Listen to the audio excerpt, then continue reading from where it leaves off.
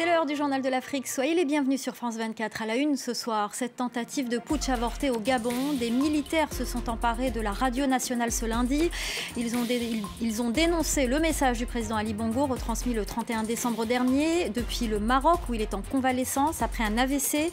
Le chef du commando a été arrêté. 2 mutins ont été tués. On ira également au Sénégal. À une semaine de l'inauguration du train express régional, nos correspondants sont allés à la rencontre de ceux qui habitent sur le chemin du chantier. Ils avaient protesté contre le projet. Reportage à suivre dans ce journal.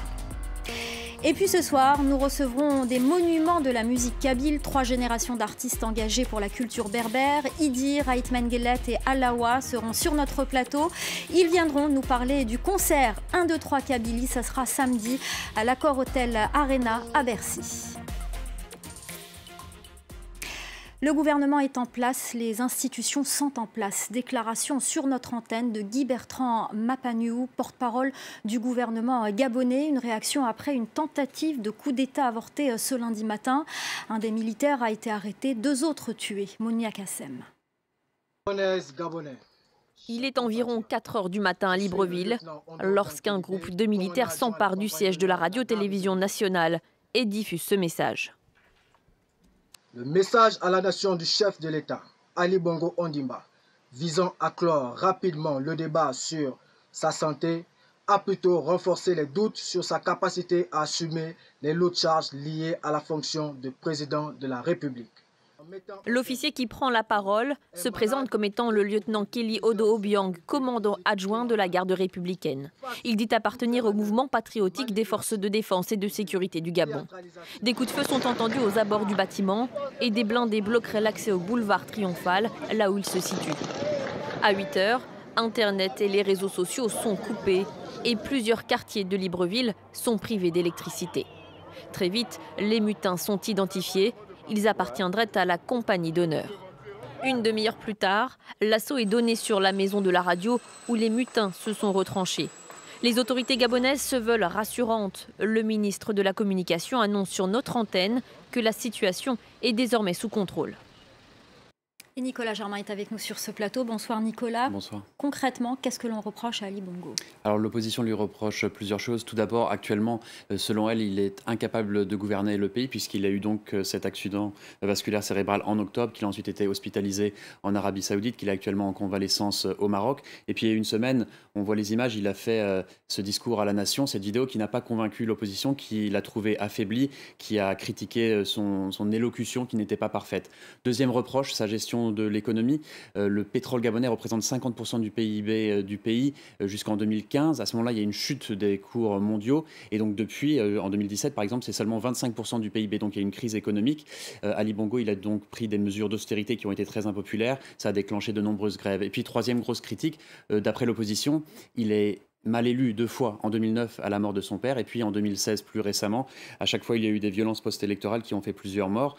Et par exemple, en 2016, les observateurs de la mission de l'Union européenne avaient conclu dans leur rapport qu'il y avait eu des anomalies qui mettaient en doute la crédibilité du scrutin. Alors, ce mécontentement, Nicolas, ne date pas d'hier. Absolument. Donc Ali Bongo, lui, il est au pouvoir depuis 10 ans, mais avant cela, pendant 41 ans, il y avait Omar Bongo, son père, qui était au pouvoir. Alors Omar Bongo, c'est vraiment le symbole de la France-Afrique, cette relation opaque entre Paris et ses anciennes colonies en Afrique. Il a été mis en cause dans l'affaire Elf. Elf, c'était l'ancien nom du géant pétrolier français Total aujourd'hui. Il était accusé d'avoir reçu de l'argent d'Elf pour ensuite donner un accès privilégié au pétrole gabonais au groupe Elf. Il a démenti. Il a également été accusé d'avoir financé, Omar Bongo, des partis politiques français en retour comme de leur soutien si jamais il y a une tentative de coup d'État contre lui. Il a également démenti. Et puis en 2010, il y a eu les juges français qui ont lancé ce dossier des biens mal acquis, qui ont lancé une enquête sur la famille Bongo qui était soupçonnée d'avoir acheté des villas et des appartements de luxe en France avec l'argent du contribuable gabonais. Donc on le voit, l'exaspération de certains Gabonais aujourd'hui, c'est pas seulement contre Ali Bongo, c'est contre tout un système, contre tout un clan, contre la dynastie Bongo. Merci beaucoup Nicolas Germain pour ce décryptage. L'heure est à l'attente en République démocratique du Congo. Après les élections du 31 décembre dernier, la CENI, la Commission électorale nationale indépendante, n'a annoncé aucune nouvelle date pour la publication des résultats provisoires. Elle devait initialement les publier dimanche. La CENI affirme n'avoir traité que 50% des bulletins de vote. Ce sont des données qui sont réparties au niveau national. Direction à présent le Sénégal, où le train express régional devrait être inauguré la semaine prochaine. Le TER aura une capacité de transport de 115 000 passagers par jour. Le projet avait toutefois suscité la colère de ceux qui habitent le long du chantier. Qu'est-il devenu de ces riverains? Le reportage de Sarah Sacco et de William Lesseux. Les drapeaux rouges flottent toujours à proximité du chantier, symbole de la longue bataille menée par les riverains. Nous sommes à Thiaroye, en banlieue de la capitale, l'un des sites touchés par le passage du futur train. C'est ici que va être la future gare du Terre. Donc ici, tout le périmètre, là, il y avait des maisons. Macodou coordonne le collectif des impactés du TER qui rassemble 250 000 personnes sur 3 départements différents. À quelques jours de l'inauguration, certains attendent encore le paiement de leur indemnisation pour déménager. Ce père de famille est excédé. Vous avez entendu le bruit là? Vous avez entendu le bruit? Mais on ne dort plus actuellement. Je travaille matin et soir. Autre source d'inquiétude pour les déplacés, leur recasement. 3 sites leur ont été octroyés par l'État en juillet dernier, mais les travaux d'aménagement démarrent à peine. Macodou comptait commencer la construction de sa maison en ce début d'année. Ce sera partie remise. Tout ce retard, c'est nous qui allons payer ça. Les bâtiments ne sont pas prêts. On est obligé de rester là-bas et puis de payer encore des locations. Donc ça va poser problème. Ça va poser problème. Le préfet du département, qui reconnaît quelques retards à l'allumage, assure que la prise en charge des déplacés suit son cours. Un dossier devenu prioritaire pour le président Macky Sall. Le président de la République a donné des instructions très fermes. Il a, en sus de ces indemnisations-là aussi, prévu dans le plan d'accompagnement social des choses telles que la parcelle offerte gratuitement, un complexe commercial pour les commerçants. Le TER ambitionne de désengorger une capitale de plus de 3 millions d'habitants. Sa ligne comptera à terme 14 stations, dont l'aéroport international de Dakar. En France, les communautés éthiopiennes et érythréennes, parmi lesquelles des migrants, se sont rassemblées pour célébrer le Noël orthodoxe. Un moment de solidarité qui rappelle que les conditions de vie des migrants restent extrêmement précaires. Reportage de Maria Guéret-Nicolescu. Au bord du périphérique, ces migrants éthiopiens et érythréens passent le Noël orthodoxe dans le froid. Pour l'occasion, cette association est venue distribuer des repas chauds et des vêtements. Hagos n'avait pas mangé d'injera, pain traditionnel éthiopien, depuis 2 ans. Je suis vraiment très content. Je me sens comme chez nous en Éthiopie. Je voudrais dire joyeux Noël à tous les chrétiens, mais aussi aux musulmans. Les migrants rassemblés ici sont séparés de leur famille depuis parfois plus de 2 ans. Les souvenirs évoqués par la musique éthiopienne parviennent tout de même à leur redonner brièvement le goût de la danse. Pour beaucoup de migrants, les fêtes traditionnelles ne font plus partie de leur quotidien. Serafo, originaire d'Asmara en Érythrée, aurait oublié Noël s'il n'avait pas vu l'événement sur les réseaux sociaux. J'ai vu sur Facebook que c'est Noël, mais pour moi, ça fait mal au cœur. Je ne suis pas bien ici.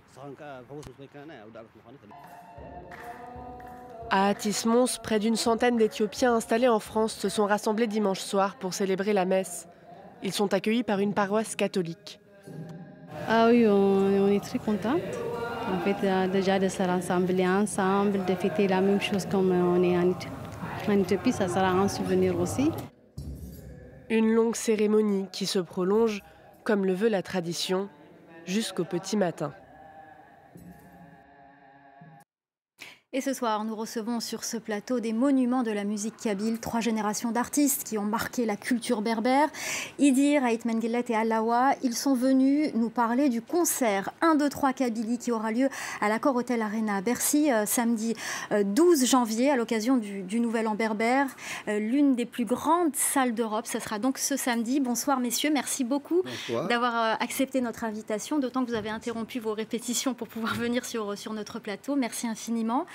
Tout d'abord, comment vous appréhendez ce concert? C'est une première, la salle est immense, 20 000 places. Comment vous appréhendez cet événement qui aura lieu donc ce samedi? En ce qui me concerne, comme tous les événements, je suppose que c'est la même chose pour les autres. Parce qu'il y ait 3 personnes ou 20 000 ou 15 000, on est là d'abord pour faire notre métier. Et puis, pour répondre à un symbole extraordinaire qui est Inayer, qui rassemble maintenant tout le Maghreb et qui est une fête berbère, comme chacun le sait. Et ça nous rend d'autant plus contents qu'on est dans, vous l'avez dit tout à l'heure, dans peut-être la plus grande salle d'Europe. Alors, est-ce qu'il y a tout de même un trac quand vous organisez ce genre d'événement à Ait-Menglet? Avec votre carrière qui est monumentale, est-ce que vous avez toujours le trac? Le trac est toujours là. Il est toujours là, que la salle soit petite ou grande. C'est toujours affronter, peut-être ce n'est pas le mot qu'il faut, affronter un public, c'est toujours... il y a toujours une appréhension. Et on a tort de croire que c'est quelque chose qui disparaît avec le temps, mais... En fait, moi, le trac, je dirais que je prends le trac comme un respect pour le public. C'est vrai, quoi, j'ai fait des grandes salles qui dépassent les 7000 et qui dépassent les 20 000 et tout, mais bon, le trac, moi, je le prends par rapport à un respect par rapport à mon public. Le trac, c'est juste, voilà, je sais pas comment vous expliquer. C'est vrai qu'on a toujours le trac, mais c'est dans le bon sens, je voulais dire. C'est par l'énergie positive. Exactement, voilà. Alors, quel sera le programme pour samedi? Est-ce qu'il y aura des choses particulières que vous avez préparées pour ce public et pour le Nouvel An berbère? On a essayé peut-être quelques originalités, mais dont on ne peut pas parler parce que... Ce sera la surprise, j'imagine. Oui, quoique... je ne vois pas de surprise vraiment. Est-ce que vous allez reprendre des succès à vous et peut-être à d'autres chanteurs kabyles qui ont marqué leur génération? Je pense à Slimane Azem, par exemple, à Cheikh Nourdin ou même à Lounès Matoub, qu'on ne peut pas ne pas citer aujourd'hui. Le problème de Inayer, c'est que ça rassemble tout le monde. On nous a choisis pour essayer d'être les acteurs de ce spectacle. Mais il va sans dire que Matoub, Slimane Azem, El Hasnaoui, tout le monde est dans notre âme, dans notre cœur, en ce moment un peu spécial, parce que c'est leur Inayer à tous. Qu'on les cite ou qu'on ne les cite pas, de toute façon, ils sont là. C'est l'Inayer de l'Algérie, de l'Afrique du Nord. C'est cette fête extraordinaire, maintenant qui est officielle chez nous et qu'on essaye de fêter le mieux possible. Alors justement, vous parlez de Inayer, vous avez tout au long de votre carrière, à travers votre art et à travers la culture, défendu la culture berbère. Est-ce qu'aujourd'hui, vous considérez qu'il y a un aboutissement, notamment avec la langue berbère reconnue comme langue nationale et aussi le jour férié de Inayer aujourd'hui en Algérie notamment? Est-ce que vous considérez qu'il y a un aboutissement par rapport à tout ce combat qui a été mené par les artistes, mais par d'autres aussi? Il y a une grande avancée, un grand pas. Là, parce que c'est un jour férié en Algérie. C'est déjà pas mal. C'est une grande avancée, je pense. Et voilà, j'espère que le combat continue. C'est votre avis? Il faut dire que la langue officielle est officielle aussi. Est officielle, oui. Donc, on n'a pas tout, bien sûr, parce que les choses se décrochent à force de travail, à force de mobilisation. Mais elle est inscrite dans la Constitution et ça, c'est très important. Donc, c'est à nous, après, avec nos chansons, l'autre avec ses bouquins, le travail que nous faisons pour essayer de faire en sorte que les choses se passent le mieux possible. Vous pensez qu'il y a encore beaucoup à faire? Il y a beaucoup de choses à faire. Il y a toujours beaucoup à faire. Voilà. C'est pas encore gagné. Pour moi, c'est pas encore gagné, vu que je viens de commencer ma carrière. C'est pas encore gagné, mais c'est une grande avancée. Et ça, pour moi, le combat continue toujours. Alors justement, vous êtes la 3e génération, j'ai envie de dire, de ce trio. Qu'est-ce que ça vous fait aujourd'hui de faire un concert avec deux artistes qui ont marqué leur temps au Kabylie, qui ont la grande poésie de d'Ait-Menglet, Didir? C'est mes maîtres. Je suis très honoré d'être parmi eux. Parce que c'est mes maîtres, c'est grâce à eux que j'ai appris beaucoup de choses avec eux. Là, c'est un rêve pour moi. Là, je suis devant 2 grands monuments de l'Algérie, je dirais même l'Algérie. J'espère que je vais continuer sur cette voie et je vais arriver quand même à leur niveau, Inch'Allah, j'espère. C'est tout ce qu'on vous souhaite. Alors vous allez justement nous interpréter un petit morceau avant de se quitter. On va se quitter d'ailleurs sur cet extrait. Je vous remercie d'être venu. Merci à vous de nous avoir suivis. Restez avec nous, l'info continue sur France 24. On se quitte en musique. Vous permettez, monsieur Menglet? C'est sa guitare, moi j'ai pas amené ma guitare. C'est la guitare d'Ait Menglet, effectivement. J'ai pas amené ma guitare vu qu'elle est électrique. Bon, je vais vous chanter une chanson qui s'intitule Linda. C'est un album que j'ai fait déjà en 2005. مدن ملال ذي سين الزين تسول شوالي و أيناك وردي الزين الزين يتصفاغي البالي و سواك ميقلن يقلهن إذي ما في ليض هيكفاني غفلن ما يدت ولد ليندا والغرم يقذاه ليندا أيو ذم له غليندا أيا وزقني ذم ليندا يذم